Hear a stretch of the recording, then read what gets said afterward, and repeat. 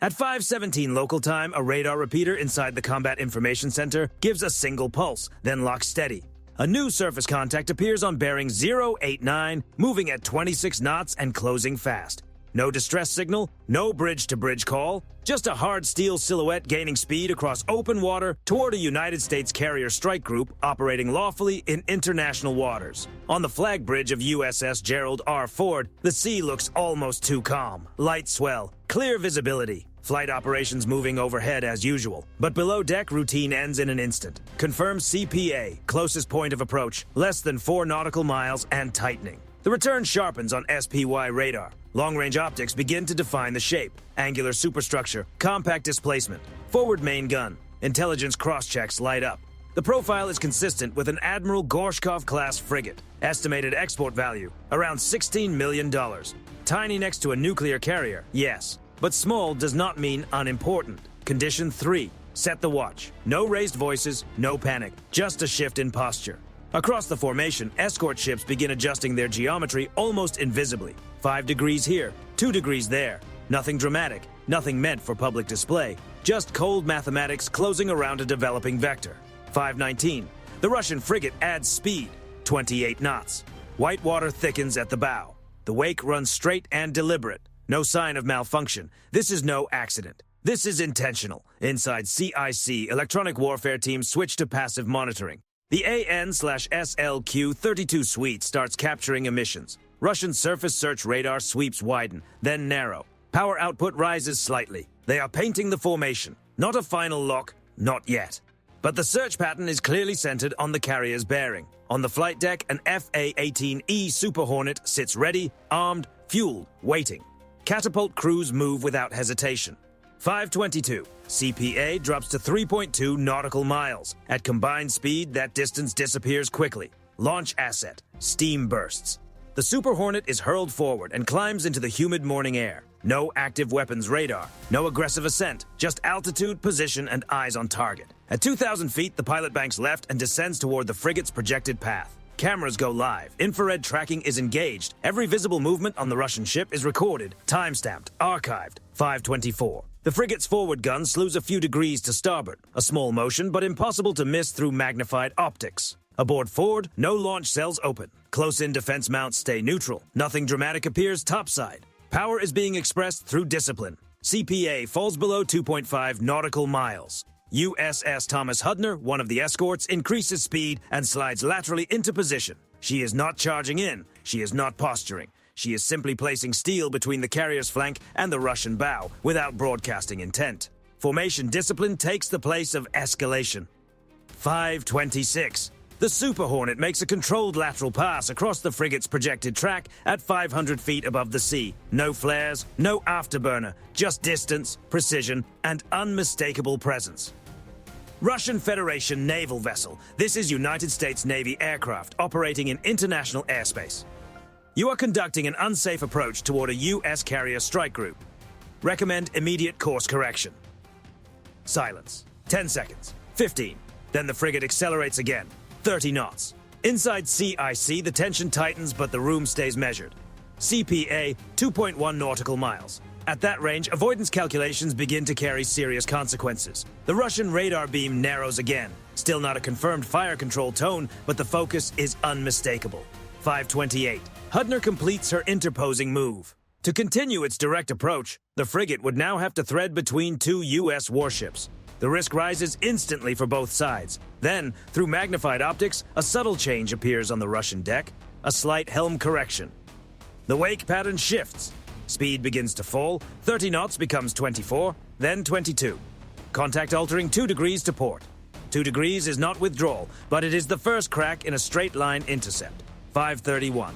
CPA begins to widen. The frigate angles into a parallel track rather than driving across the carrier's bow. The intercept vector dissolves without a single missile cell opening, without a single dramatic move. The Super Hornet climbs and resumes orbit. Escorts hold disciplined spacing. Ford never changes heading. No warning shots, no dramatic escalation, just a precise display of layered deterrence. The Russian ship remains visible on radar, shadowing at a distance. No apology is transmitted. But the direct approach is over. The geometry held, and the carrier never blinked. By 5:34 local time, the separation has widened to just over 4 nautical miles. But the Russian frigate has not broken away. Instead, she matches the strike group's speed and settles into a parallel track off the starboard quarter. Close enough to see with the naked eye. Close enough to matter. Inside CIC, nobody relaxes. Contact maintaining 22 knots. Relative bearing steady. Shadowing is not the same as open aggression, but it is pressure. USS Gerald R. Ford continues on without deviation. Reactor output steady. Flight operations continue overhead as if nothing has changed. From the outside, the transit still looks routine. Inside, every console remains alive. Electronic warfare keeps collecting. Russian surface search radar begins shifting pulse repetition frequency in small variations, possibly refining range data. The sweep pattern is changing. Still no confirmed fire control tone. Still no visible missile activity. But the intent remains persistent. 5:37. The frigate edges inward again, just a few degrees, barely noticeable unless you're tracking every line, but enough to shave half a nautical mile off the separation. CPA trends down to 3.6. Thomas Hudner answers with a measured correction of her own. Not aggressive, not theatrical, just calculated displacement to preserve the protective geometry around the carrier. Above the waterline, formation discipline becomes a moving shield. Overhead, the orbiting FA-18E drops slightly and repositions to stay between the frigate and the carrier's vulnerable axis. Weapons remain cold. Radar stays passive. Presence alone carries the message. 5:40. The Russian vessel accelerates again. 24 knots, then 26. Its wake thickens. The bow wave sharpens. Reaction time across the formation begins to shrink. Inside CIC, speed increase confirmed. Contact closing lateral distance. A decision point approaches. Not a weapons decision, a posture decision. The carrier does not turn. The carrier does not speed up. The carrier does not broadcast escalation.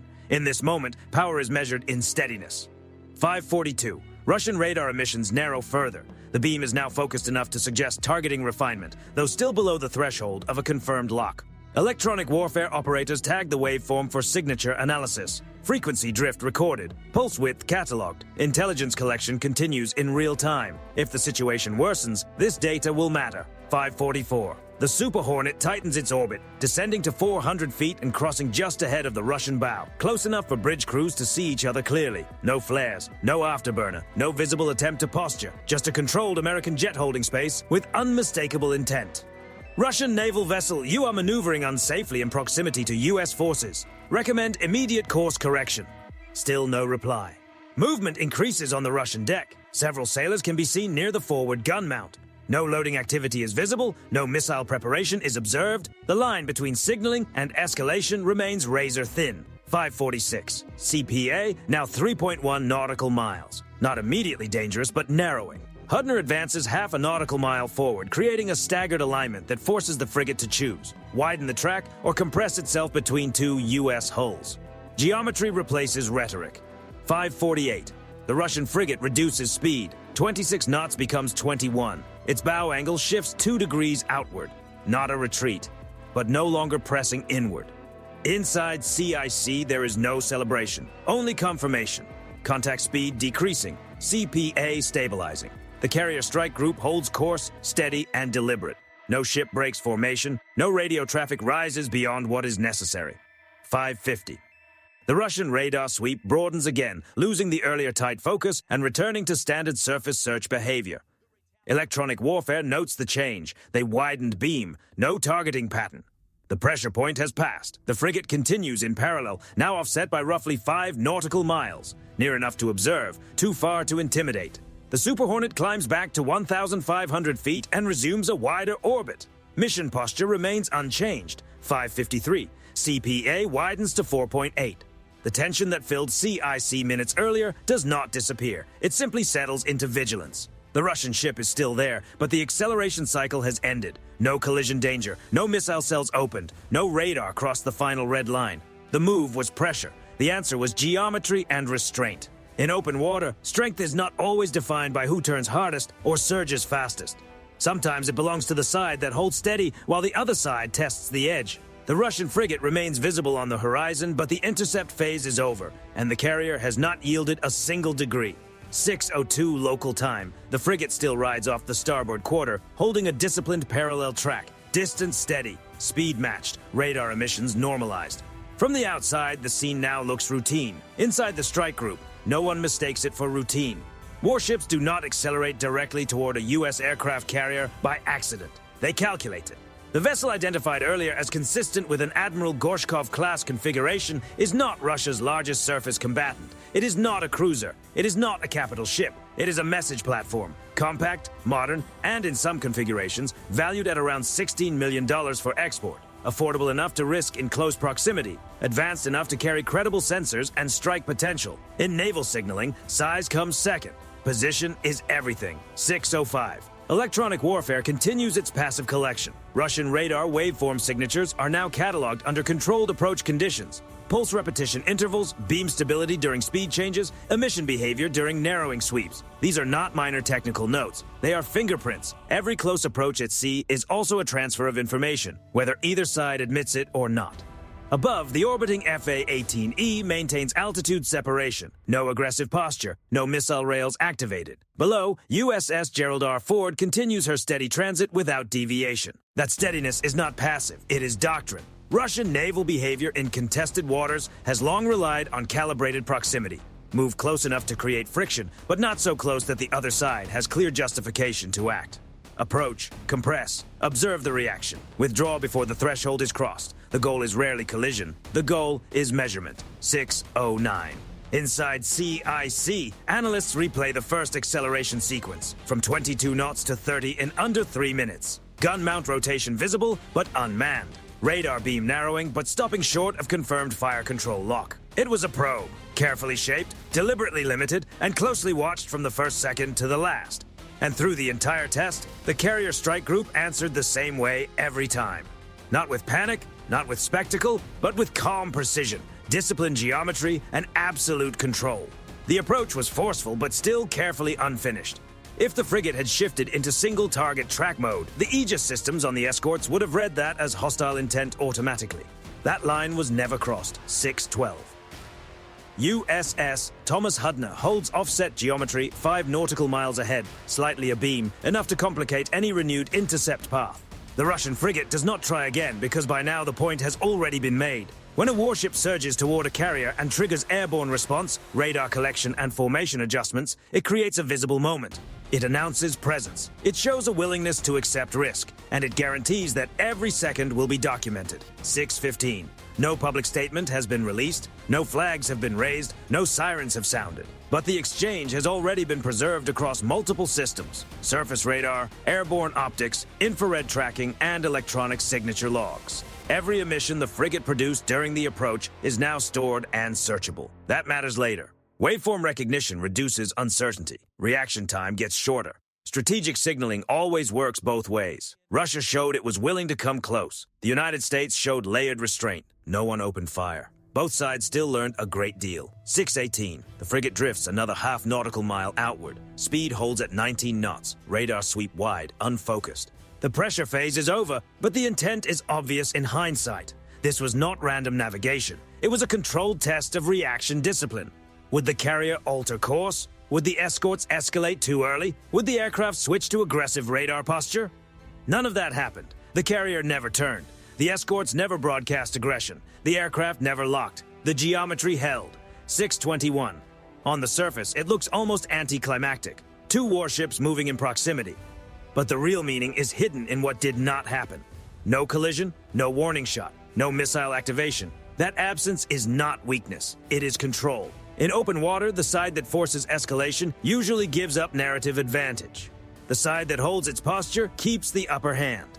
The Russian frigate remains on radar, gradually drifting farther from the strike group's axis. The direct approach is gone. The shadow remains. And in naval signaling, shadowing without escalation is its own message. Russia came close enough to be seen, close enough to be recorded, close enough to test resolve, then chose not to go farther. The carrier strike group continues its transit unchanged, but the encounter has already been logged, analyzed, and understood. At sea, not every contest is fought with weapons. Some are fought with distance, and in this one, distance was preserved on American terms.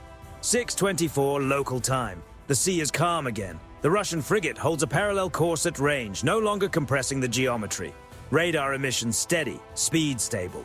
From the outside, the moment appears to have passed. Inside the strike group, nobody sees it that way because everyone aboard understands the same truth. If one system had crossed one threshold, the timeline would have collapsed to seconds. If the Russian frigate had shifted from surface search radar to a true single-target fire control lock, the equation would have changed immediately. Aegis does not argue with intent. It classifies it. The escorts around USS Gerald R. Ford operate under layered engagement doctrine. Radar energy moving from search behavior to targeting behavior is not symbolic. It is measurable, and what is measurable becomes actionable. 626. Picture the waveform narrowing even more, frequency stabilizing, beam dwell increasing. Electronic warfare officers call it out, fire control track detected. The response chain starts before the sentence is even finished. On USS Thomas Hudner, spy radar would instantly refine a defensive track. Vertical launch cells would power up. SM-2 or SM-6 interceptors would shift from cold standby to launch-ready posture. In those conditions, the span from classification to launch authority can shrink to less than 4 seconds. 4 seconds. That is the distance between pressure and open conflict. At the same time, the orbiting F/A-18E Super Hornet would change posture overhead. Passive sensing could switch to active if authorized. If a hostile launch were detected, an anti-ship plume, a guided radar event, the jet could generate its own response solution. That capability exists for exactly this scenario. But escalation at sea is never tidy. It does not climb step by step. It cascades. 628. If a Russian anti-ship weapon had left the rail, even as a so-called warning shot, intercept geometry across the formation would have triggered immediately. Aegis-guided interceptors would launch. Close-in systems would spool up. Electronic jamming would intensify. Even if the intercept succeeded, and statistically it probably would, the story would have already changed from signaling to engagement. Russian command networks would see a missile exchange. U.S. Regional Command would raise threat conditions. Additional assets, subsurface, airborne, orbital, would begin to reposition. In contested waters, proximity multiplies every risk. The Russian frigate, identified earlier as consistent with an Admiral Gorshkov-class hull, can carry advanced anti-ship systems in some configurations. Even a simulated targeting event would have forced a decision at the tactical edge. That decision is never casual. Rules of engagement are designed to prevent premature escalation, but once a threshold is crossed, consequence arrives fast. 631. Inside CIC, operators replay the earlier moments when the Russian radar beam narrowed but stopped short of a true lock. That distinction mattered. The beam never stabilized long enough to indicate full targeting intent. The frigate accelerated but did not cross into a direct firing envelope. The gun rotated but was never manned. Every element stopped just shy of irreversible action. That is the choreography of modern naval pressure. Approach the edge. Do not step across. 634. If the carrier had turned sharply during the intercept phase, that would also have changed the equation. A turn under compression can be read as evasive motion or as preparation for a new engagement geometry. USS Gerald R. Ford did not turn. That steadiness denied justification for further escalation. If the destroyer had interposed aggressively, moving to intimidate rather than buffer, the Russian captain might have mirrored it. Instead, the interposition remained measured, forcing geometry without provocation. 637. The narrowness of the margin is impossible to ignore. At 30 knots with combined motion and a shrinking gap, 3 nautical miles disappear quickly. At missile speed, decision windows shrink to seconds. In that compressed environment, discipline becomes the primary weapon. The Russian frigate never activated true fire control radar. The U.S. escorts never opened launch cells. The Super Hornet never armed its targeting systems. Because none of those thresholds were crossed, the encounter remained signaling, not combat. 640. Open conflict at sea rarely begins with an explosion. It begins with interpretation, a radar spike mistaken for a lock, a course correction read as aggression, a system activated as a precaution but perceived as a threat. In this encounter, every system was pushed to the boundary and then stopped. The gap between shadowing and shooting was no more than a handful of seconds. That gap held because both sides understood exactly what crossing it would mean. The Russian frigate remains visible on radar, now widening separation steadily. The strike group continues transit unchanged. The escalation scenario never materialized, but the 4-second window existed, and everyone in CIC knows exactly how close it was. 6:45 local time. The Russian frigate is now 7 nautical miles off the starboard quarter of USS Gerald R. Ford. Speed steady at 19 knots, wake thinning. Radar sweep broad and relaxed. The intercept is over, but the result is not measured in distance. It is measured in posture. Inside CIC, the logs are being finalized, timestamps aligned, radar captures archived, electronic emissions indexed by frequency, beam width, and duration. Infrared footage from the orbiting F/A-18E Super Hornet is matched against surface maneuver timing. Nothing is thrown away. Every second of the approach becomes future context. 6:48. The Russian vessel angles another 3 degrees outward. No announcement, no formal disengagement call. Just a slow widening of separation that says more than any transmission could. The carrier does not pursue. The carrier does not celebrate. It simply holds course. That steadiness is the message. The frigate that surged to 30 knots less than an hour earlier, consistent with the Admiral Gorshkov design and valued in some export-class configurations at roughly $16 million, has completed its pressure maneuver. It approached, it tested, it withdrew, no shots fired, no system crossed the red line, 6:52. On the escort screen, USS Thomas Hudner returns to standard formation spacing. Vertical launch cells remain sealed. Fire control radars stay in search posture. No residual change in weapon status. The geometry relaxes but never fully disappears. In modern naval operations, the absence of fire does not mean the absence of consequence. The Russian approach delivered data. The American response collected even more. 6:55. Electronic warfare specialists complete their first signature review. Russian radar modulation under acceleration differs slightly from its cruise profile. Beam stabilization lag during narrowing sweeps suggests possible limits during high-speed maneuvering. That matters. The next time proximity happens, identification confidence will rise faster. Reaction time will shrink further. Strategic signaling always cuts in both directions. Russia showed willingness to close distance. The United States showed willingness to hold it. 700. Flight operations aboard Ford return to a full cycle. Another Super Hornet launches on what appears to be a routine training profile. Deck crews move as though nothing unusual has happened. That normality is deliberate. The most powerful naval platform afloat did not alter course, did not increase speed, and did not escalate too soon. The strike group continued its transit through international waters exactly as planned. 7:04. The Russian frigate now sits nearly 10 nautical miles offset, hull angled farther away from the carrier's axis. Radar returns steady, no narrowing beam, shadowing no longer challenging. The pressure phase has ended. No headlines declare victory, no official statement claims deterrence. But inside the strike group, the assessment is clear. A $16 million warship accelerated directly toward an American carrier. The carrier did not yield a single degree. It did not blink. It did not project fear. It answered with layered geometry, disciplined aviation presence, and silent data capture. In open water, dominance is not proved by who shoots first. It is proved by who shapes the space without shooting at all. 7:08. The horizon begins to widen again. Distance increases beyond easy visual clarity. The Russian vessel remains on radar, now just another contact among many. The moment has passed, but the lesson remains. Naval power in the 21st century is not defined only by tonnage or missile count. It is defined by composure under compression. The Russian frigate came close enough to test resolve, close enough to measure reaction, close enough to create risk, and then it turned. The carrier never did. That is the outcome. No wreckage, no smoke, no exchange of ordnance, just a silent demonstration that closing distance does not automatically create leverage.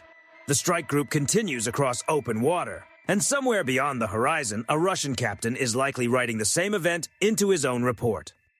Both sides learned. Only one side controlled the geometry from beginning to end. At sea, that is enough.